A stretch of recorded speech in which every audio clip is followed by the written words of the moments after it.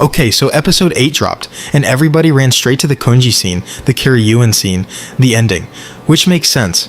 But here's the thing, the moment that actually tells you the most about what's about to go down on that island, it's Ayanokoji, sitting alone, messing with coffee. And I know that sounds crazy, but stick with me, because that one detail connects to every single thing that happens in this episode. So here's what's actually going on in that scene.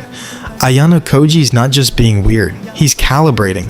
The light novel, the original source this anime is based on, describes how his brain works. He doesn't just react to situations, he runs tests, adjusts variables, figures out what works before he needs to use it, even with something as small as coffee. And the reason that matters right now? Every single interaction he has in episode 8 is the same thing. He's not just talking to Kiryuin. He's testing her. He's not just hanging out with Ryuin. He's seeing what he can get out of it. He walked away from that meeting with Ryuin and Katsuragi with something really specific. A card that can protect someone from getting expelled. He didn't announce it. Didn't make a big deal out of it. Just quietly grabbed it and moved on. The question is, who's he protecting? Write in the comments. Now I will pin the closest. And why does he already think that person's gonna need it? Now. Fuka Kiryuin, 3rd year. A+ in academics, A+ in physical ability. She's the only student in this whole school rated that high in both. So when she walks up to Ayanokoji and literally cannot look away, that's not just a cool character introduction, that's a warning sign. Nagumo was standing right there. The student council president, the most politically powerful person in this school. He'd known Ayanokoji for over a year and his read was just like, yeah, unremarkable kid, not a threat.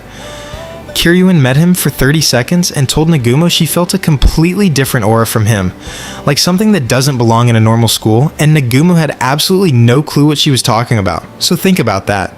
The sharpest political mind in the school couldn't see it. She did, in 30 seconds.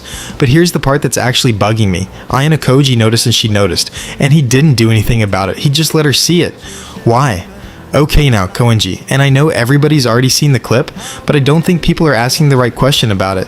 Koenji goes to Horikita, just the two of them, nobody else around, and says he's taking first place on the island, in exchange for full freedom from class responsibilities. And yeah, that's wild, because this dude has done the bare minimum for 3 years straight. But here's what actually got me. In the original source material, this whole conversation happens in front of everyone. It's public. It's a statement. The anime made it private, quiet, hidden. That's not a budget decision. The show is deliberately keeping something about this moment away from someone. And if you look at what the source material hints about what Koenji actually does once that island test starts, it's not what anyone in that school is prepared for. I'm not gonna spoil it. But the deal he made with Horikita, it's not really for Horikita. And I think by episode 10, you're going to figure out exactly who it was for.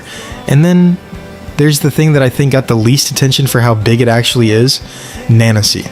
Everyone saw the ending. The chairman calling her, tasking her with getting Ayanokoji expelled before the island test ends. And that's crazy on its own. But did people forget what happened in the episode before that? Amasawa, who everyone's been treating like the scary one, the physically dominant first year, she threw a punch at Nanase. Clean shot, and Nanase just stopped it, like it was nothing. Now the chairman has every option. He's got Hosen, he's got the 20 million point bounty that's already out there.